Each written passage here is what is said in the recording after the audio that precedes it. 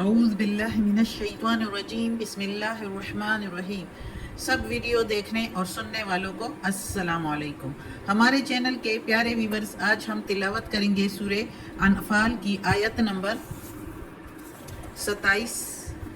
28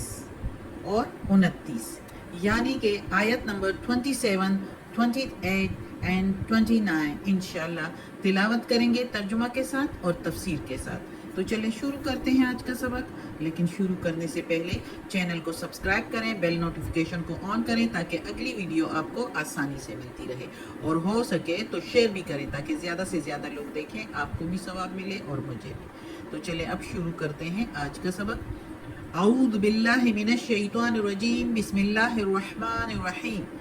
یا ایہا الذین آمنو، اے ایمان والو، یا ایہا کے میننگ اے، الذین جو، آمنو ایمان والے ہیں، اے ایمان والو یا اے جو ایمان والے ہیں، لا نہیں، تخونو تم خیانت کرو، تخونو ہے تو تم خیانت کرو، اگر یہونو یا نہونو، یہونو ہوتا تو وہ خیانت کرے، نہونو ہوتا تو ہم خیانت کریں، ادھر تخونو ہے تو ہم کہیں گے تم خیانت کرو۔ تخون اللہ، تخون اللہ، تم خیانت کرو اللہ سے، نہیں تم خیانت کرو اللہ سے، والرسول اور رسول سے، وتخونوا اماناتکم اور نہ تم خیانت کرو آپس میں تمہارے، وانتم تعلمون اور تم جانتے ہو، یعنی جان بوجھ کر تم جانتے ہو یہ سب کچھ، اور اس کے باوجود جو ہے تم خیانت کرو گے تو یہ ٹھیک نہیں ہے۔ تم آپس میں خیانت بھی نہ کرو، آپس میں بھی اور اللہ تعالیٰ اور اس کے رسول کے ساتھ بھی خیانت نہیں کرو۔ ایمان والوں کو کہا گیا ہے، ظاہر ہے وہ ایمان لائے ہیں تو اب ان کو ہی اللہ تعالیٰ اپنے احکامات بتا رہا ہے۔ کافر تو انکار ہی کر رہے ہیں نا اللہ کی توحید سے، رسول سے، تو پھر اس لیے ادھر اللہ تعالیٰ نے ایمان والوں کو کہا ہے، اور کہا ہے کہ خیانت نہ کرو اللہ اور اس کے رسول سے۔ اب اللہ اور اس کے رسول سے خیانت کس طرح کہ اللہ کے احکامات میں، جو اللہ تعالیٰ نے احکامات بھیجے ہیں مسلمانوں کے لیے، ایک مومن کے لیے، اس میں خیانت نہ کرو۔ جب مسلمان ہو گئے ہو، ایمان لے آئے ہو، مومن بن گئے ہو، تو اللہ کے احکامات پر پوری طرح جو ہے عمل کرو، پوری طرح اس کو اختیار کرو، اور چونکہ اللہ کا رسول ہی اللہ تعالیٰ کے احکامات سب کو بتا رہا ہے، پہنچا رہا ہے، تو اس لیے اللہ اور اس کے رسول کے ساتھ خیانت نہ کرو، یعنی ان کے احکامات کے مطابق زندگی گزارو، اور جس طرح رسول پاک صلی اللہ علیہ وسلم کی سنت ہے اس کے مطابق زندگی گزارو، ان کا جو طریقہ کار رہا اس کی طرح ہی زندگی ہمیں گزارنی چاہیے، اسی احکامات کے مطابق۔ تو اس لیے کہا گیا ہے کہ نہ تم خیانت کرو اللہ سے اور اس کے رسول سے، اور آپس میں بھی ذمہ داری ہے کہ کوئی جماعت یا کوئی شخصی راز یا کسی جماعت کے راز، یا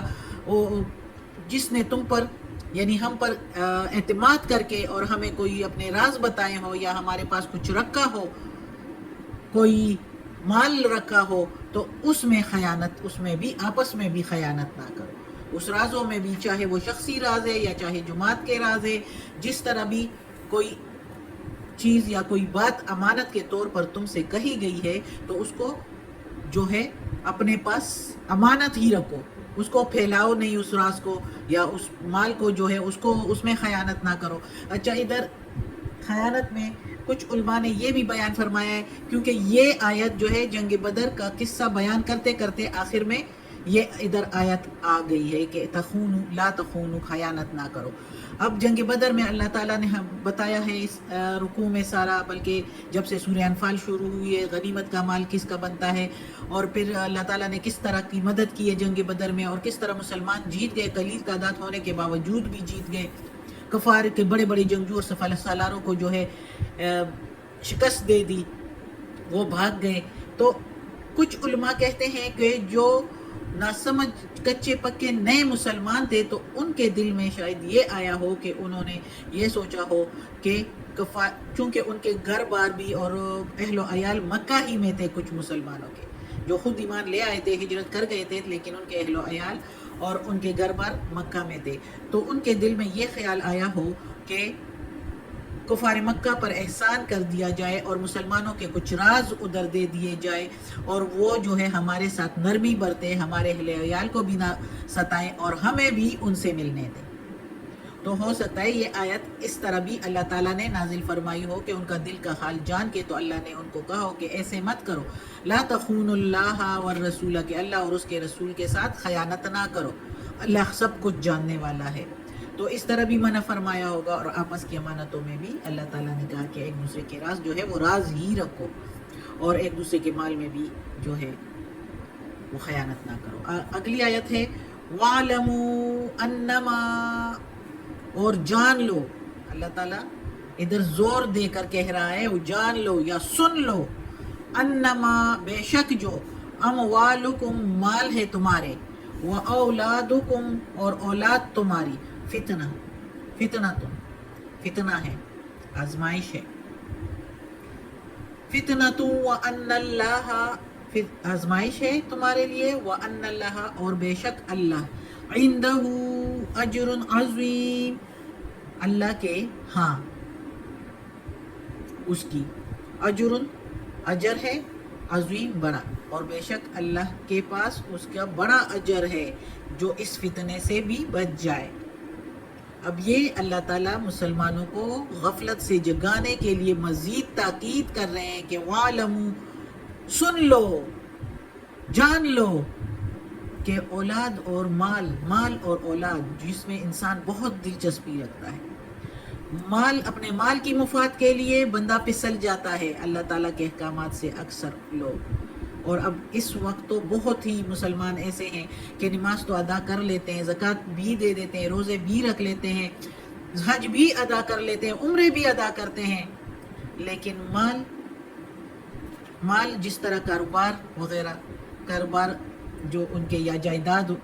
اس میں سے جو ہے اپنے پر قابو نہیں رکھتے، اپنے کو وہ بے قابو ہو جاتے ہیں کہ امال اس میں کسی کو حصہ دینا پڑے، حالانکہ سب کے حصے ہوتے ہیں، تو اس کے حصے میں بالش برابر جگہ بھی لی جائے زیادہ، تو اللہ تعالیٰ کہتا ہے بہت بڑا عذاب ہے اس کا۔ اور یہ تو پوری جائیدادیں اکثر لوگ ہڑپ کر جاتے ہیں، اچھے خاصے مسلمان ہوتے ہیں لیکن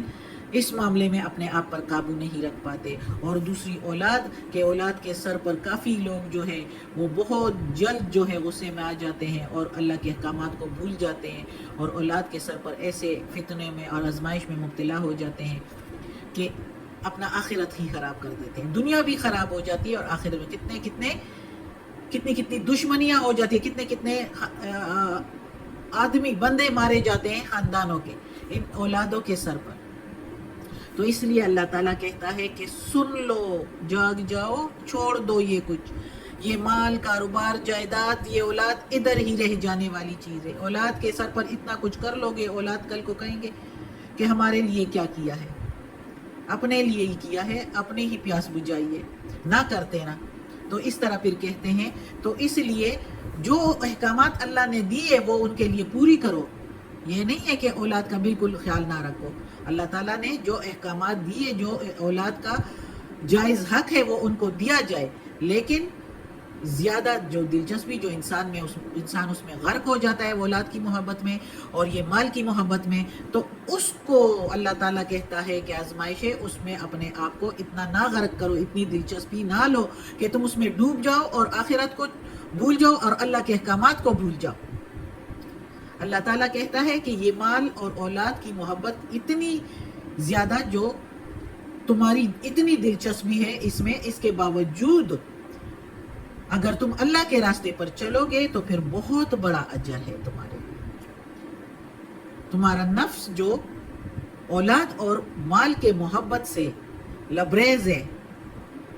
مال اور اولاد کے محبت سے جو تمہارے نفس لبریز ہے، بھرا ہوا ہے، اس کے باوجود اگر اس کی محبت سے تم اپنے آپ کو نکال کے اور سوچو کہ اللہ کے کیا احکامات ہے اور غلط راستے پر نہ جاؤ، فتنے میں نہ مبتلا ہو، تو اللہ تعالیٰ کہتا ہے بڑا اجر ہے۔ یہ دنیا کی زندگانی میں ہمارے لیے پرچے ہیں، آزمائش ہے، فتنہ ہے تو آزمائش ہے تو امتحان ہے۔ یہ دنیا کی زندگی امتحان گاہ ہے، اور اس امتحان گاہ میں مال ایک پرچہ ہے تو اولاد دوسرا پرچہ ہے، اور اس پرچے میں ہم نے پاس ہونا ہے. ان کے جو جائز حق اور حقوق ہے اولاد کے تو وہ ان کو دینے چاہیے، اور جس طرح مال کا اللہ تعالیٰ نے احکامات بتائے ہیں اس کے مطابق اس کو جو ہمارا بنتا ہے اس کو ہم اپنائیں، جو دوسروں کا ہے اس کو ہاتھ بھی نہ لگائیں، ایک ذرہ برابر بھی اپنے مال میں کسی اور کا مال شامل نہ کریں، اور اگر کسی کی امانت ہو تو اس سے بھی، اور اگر کسی بھی یتیم کا مال ہو تو اس میں بھی، اس سب سے اپنے آپ کو بچانا چاہیے. تو تب اللہ تعالیٰ کہتا ہے آخر میں اس آیت میں کہ دیکھو بہت بڑا اجر ملے گا اللہ کے ہاں ان چیزوں کا، اس کا یعنی اس کا کیا کہ تم بری ہو گئے ہو، تم نے پرچہ اچھا ادا کیا ہے، تم نے کسی یتیم کا مال نہیں کھایا، کسی اور مسلم بھائی کا مال نہیں کھایا، غیر مسلم کا بھی، یہ نہیں کہ صرف مسلم کا، غیر مسلم کا بھی، کسی کی بھی امانت تمہارے پاس ہو تو اس کی امانت پوری کی پوری اس کو ادا کرنی چاہیے. ایک تار برابر گھر میں نہیں رہنا چاہیے اپنے پاس نہیں، ایک ذرہ برابر اس مال میں اپنے پاس نہیں رہنا چاہیے، اور اس سے پھر بھی بخشش لینی چاہیے جس کی امانت ہو کہ اگر کچھ اونچ نیچ ہو تو معاف کر دینا، میں نے جان بوجھ کر کچھ نہیں کیا، اگر جان بوجھ کر کیا ہو تو مجھے اس کی سزا ہو. تو اس طرح پھر اگر تم ہم دل سے ایسے کہیں گے تو اس کے لیے اللہ تعالیٰ کہتا ہے کہ بہت بڑا اجر ہے اللہ کے ہاں، ایسے بندوں کا بہت زیادہ اجر ہے، ان کے لیے جنت تیار ہے. صدق اللہ العظیم. آج کا سبق ختم ہوتا ہے. اللہ ہمیں توفیق دے کہ ہم اس قرآن مجید کا ترجمہ مکمل کریں اور اس پر عمل کرنے کی توفیق دے. آیت نمبر 29 ہم نے نہیں پڑھی اس لیے کہ کافی ٹائم ہو گیا، انشاءاللہ وہ نیکسٹ ٹائم پڑھ لیں گے. صدق اللہ العظیم. یا اللہ، یا پروردگار، یا رب العالمین، یا مالک یوم الدین، یا علی کل شیء قدیر. یا اللہ ہم نے یہ قرآن مجید کی تلاوت کی، اس کے ترجمہ تفسیر میں اور اس کے زیر زبر پیش اور تلفظ میں اگر کوئی غلطی ہوئی ہو تو یا اللہ معاف کر دینا، تو معاف کرنے والا مہربان ہے. یا اللہ ہمیں عافیت والے معاملات دیں، ہماری بیماریاں، تکالیف، پریشانیاں اور برائیاں ہم سے دور کر دے. یا اللہ تو غفور الرحیم ہے، رحمان اور رحیم ہے. یا اللہ، یا پروردگار ہمیں اپنے نیک اور صالح لوگوں میں شامل کر دے. آمین.